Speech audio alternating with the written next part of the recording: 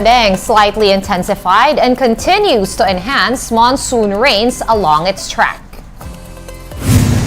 A Muntinlupa court denied the bail petition of former Senator Laila de Lima for her remaining drug case. And the suspense finally ends. TV5 is the new home of TVJ's iconic noontime show.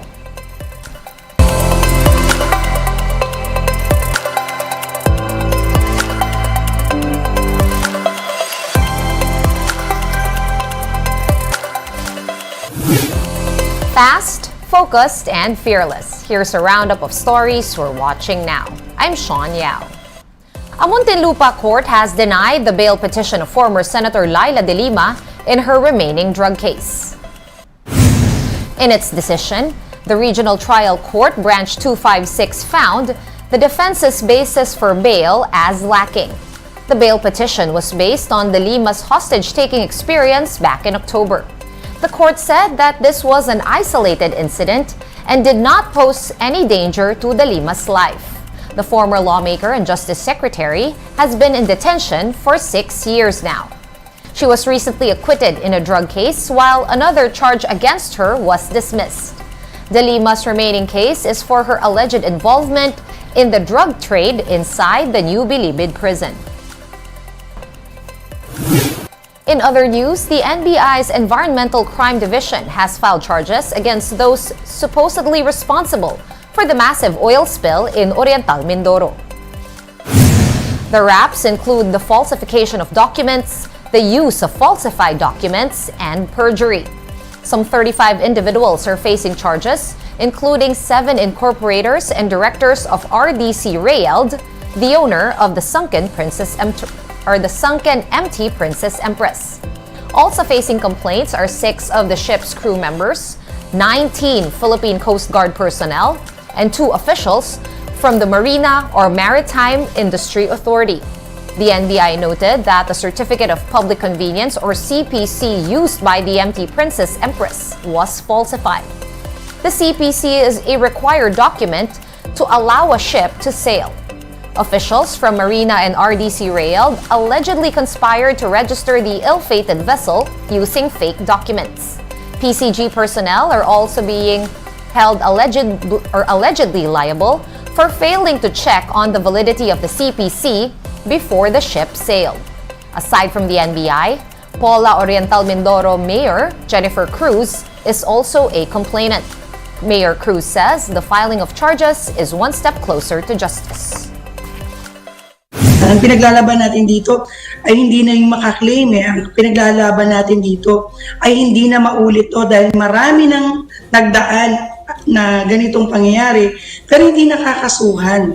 So this time, magkakaroon ng karatatarungan. Here's a quick check on the weather. Tropical storm Chadang has slightly intensified as it moves west-northwestward over the Philippine Sea. Pag-asa last spotted the weather disturbance some 1,150 kilometers east of southeastern Luzon. It is packing stronger winds now of 85 to 105 kilometers per hour. And while Chadang is not expected to make landfall, it will hover over the Philippine Sea and could intensify in the next 3 or 4 days. The State Weather Bureau says that Chadang could turn into a severe tropical storm later tonight or tomorrow and reach its peak intensity by Friday or Saturday.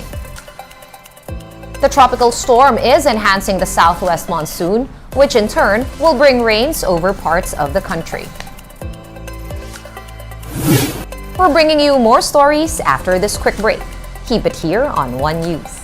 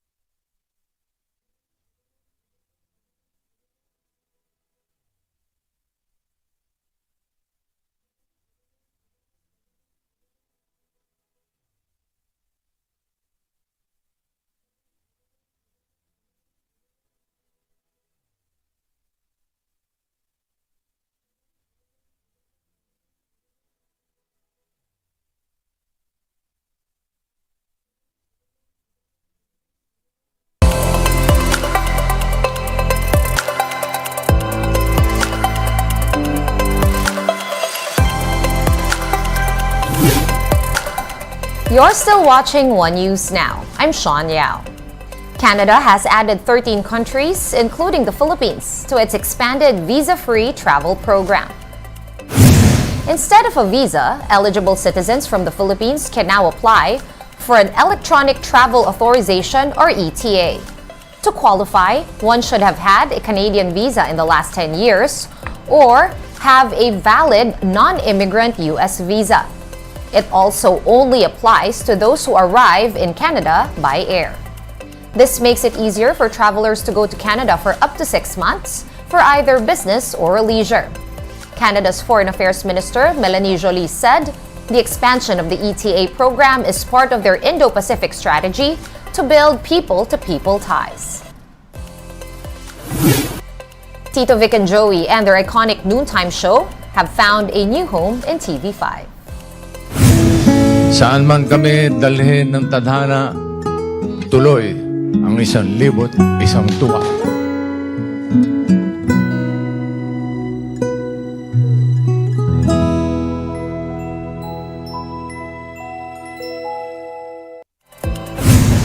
Speaking to One News's agenda, Tito Soto revealed that the original Dabarkads have signed an agreement with MediaQuest Holdings. We have decided that Dabarkads will produce the content for TV5 and it will open another chapter. Sabi nga nung statement na ginawa ng MediaQuest, I was given the copy of the statement last night after we have decided to say yes. The former Senate President added that TV5 stood out among other networks they spoke to. MediaQuest and TV5 have the other platforms. They have numerous other platforms and not just Television 5. On the internet, on cable, they have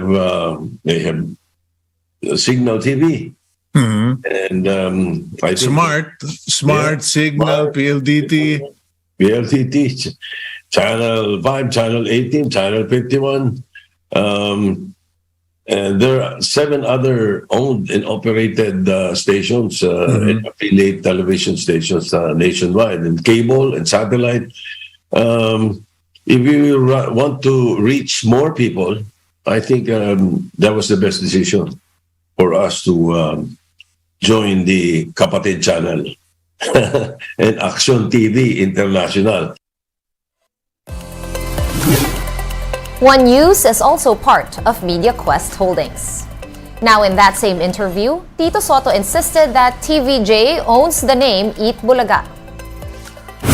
As creators of the catchy title, Soto says they should be able to use it in wherever they are moving the show to. Soto also slammed their former production company, Tape Incorporated, for getting a trademark on the title.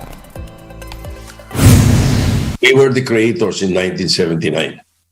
And when it comes to copyright, any composition, drawing, or works of art, yung creator of the work is the owner from the time of creation. History and the law backs us up, and therefore I really believe that we should use Eat Bulaga because we are Eat Bulaga. We started it. Tape Incorporated, who filed a trademark in 2011, did not even inform us. We feel it was done in bad faith. And in sports, the Samahang Basketball ng Pilipinas or SBP has released the 21-man Gilas Pilipinas pool for the biggest basketball event of the year, the FIBA World Cup. Naturalized player Justin Brownlee and Utah Jazz guard Jordan Clarkson will spearhead the pool. Also in the team are B-League boys Dwight Ramos, brothers Kiefer and 30 Ravenna, Renz Abando, Jordan Heading, Carl Tamayo, Bobby Ray Parks Jr., and Kai Soto. Half Filipino cager AJ Edu and former Ateneo star big man Ange Kwame likewise made it into the pool. Completing the initial group are PBA stars Chris Newsome, CJ Perez, RR Pugoy, Scotty Thompson, Jamie Malonzo, Japeth Aguilar, Poy Aram, Junmar Fajardo, and Calvin Oftana. The Philippines will be playing in Group A with Italy, the Dominican Republic, and Angola. The FIBA World Cup will be from August 25 to September 10 in the Philippines, Indonesia, and Japan. One News Now will be back tomorrow at 7 a.m. I'm Sean Yao. We are One News. All sides, all the time.